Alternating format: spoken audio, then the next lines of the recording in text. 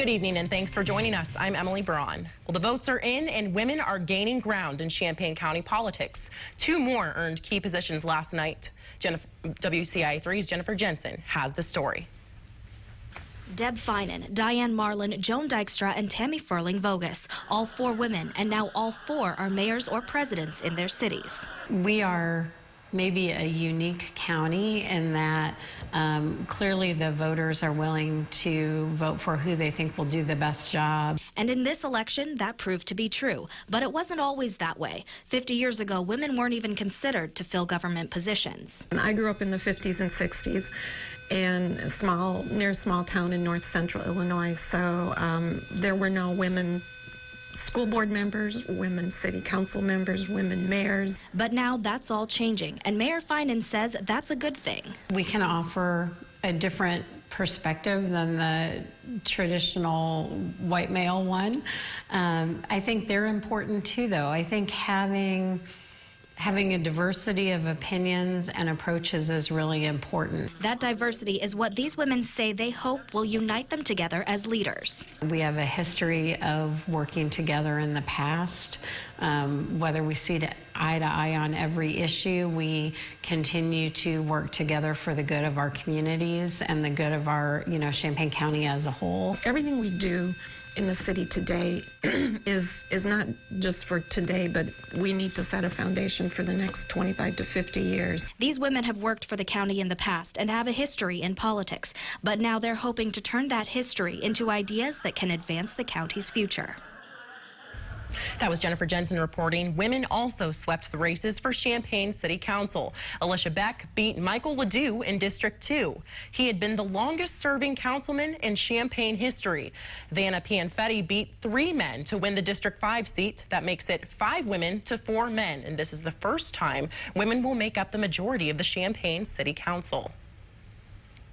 A Piatt County community re-elected a man even after his death. Beamont Township Highway Commissioner Joe Rittenhouse won his election last night. He had been in office for 55 years, but died Sunday. Rittenhouse was one of the youngest township commissioners in Illinois when elected in 1962. His character could explain why he still earned the votes. He was well liked and he did a good job in what he did. You didn't have to like him, but you certainly respected him. He was knowledgeable about what he did, and he did have the respect of everybody, whether they liked him or not. Piatt County officials are not sure who will take over for Rittenhouse, but the township board will pick someone to fill the 4-year term. Rittenhouse's funeral is Thursday. Well, some people in Champaign County are worried about what's going to happen to the nursing home after the vote. The county has the power to sell the home if they choose. Some people think that would make the home worse off. Others say because of massive debt, things can't get any worse than they are now. People in support of the sale say that this vote at least cleared up this misconception. The nursing home would go away or be closed, or that grandma was going to have to look for a new home if the sell referendum passed. And I think the message from the voters was that they didn't believe any of that.